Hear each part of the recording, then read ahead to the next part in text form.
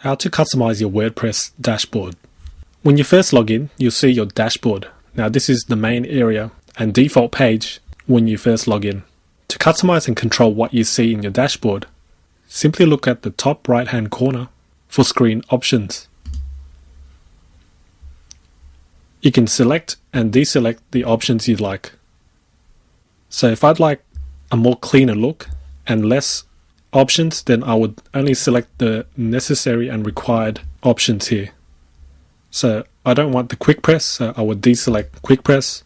I don't want the recent drafts. I don't want news from the WordPress blog.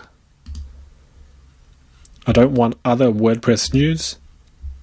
I can also choose a number of columns, 1, 2, 3 or 4.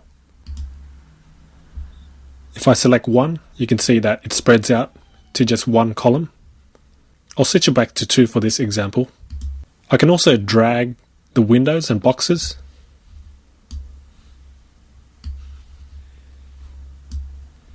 So now I've customized my dashboard.